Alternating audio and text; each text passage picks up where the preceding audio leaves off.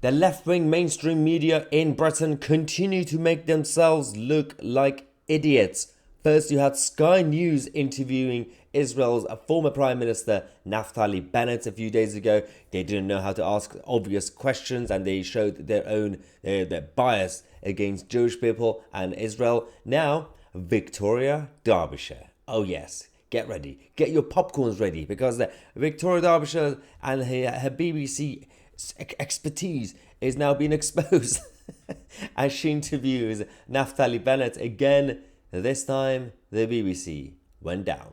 Article 43, basic rule. The parties to the conflict shall confine their operations to the destruction or weakening of the military resources of the adversary, and shall make a distinction between the civilian population and combatants, and between civilian objects and military objectives. So that's exactly what we're doing. That's exactly why we are allowing the civilians to evacuate before pounding them. We're doing the opposite. It's not exactly what you're doing. No, wait, you asked the question. Would you let me answer? Go ahead. What Hamas, ISIS did is they entered roughly 30 communities. Whenever they can, they butchered babies. They burnt them alive. They pulled a baby out of pregnant moms and then beheaded the baby, beheaded the mom. They raped young girls. This is what we're dealing with. And with all due respect, I think that Geneva Conventions, first and foremost, tell a country, you need to defend yourself. And we will defend ourselves. We're going out of our way. I know that last week a hospital was fired by Islamic Jihad that fired a rocket on it, and BBC said that it was Israel, but it wasn't Israel.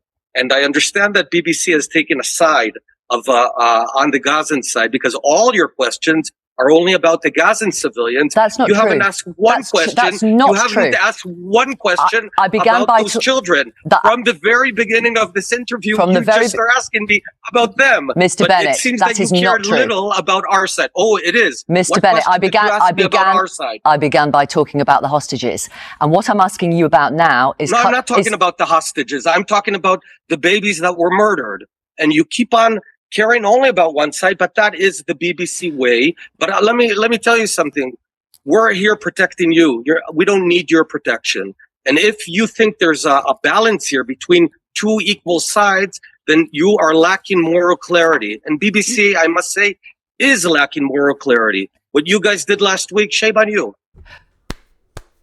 This is how you stand out to the BBC. Naftali Bennett was absolutely spot on. Victoria Derbyshire and the BBC don't seem to understand that this is not some sort of, you've got the Labour Party leader and you've got the Conservative Party leader in a debate. You have to show both sides in an equal way, and you have to ask certain questions and scrutinise party policy. You got one side that's actually doing an evil act, and one side who have made mistakes, who've made certain policy decisions, and you've had collateral damage. That's a whole different argument. You could argue against Israel's strategical policies, absolutely.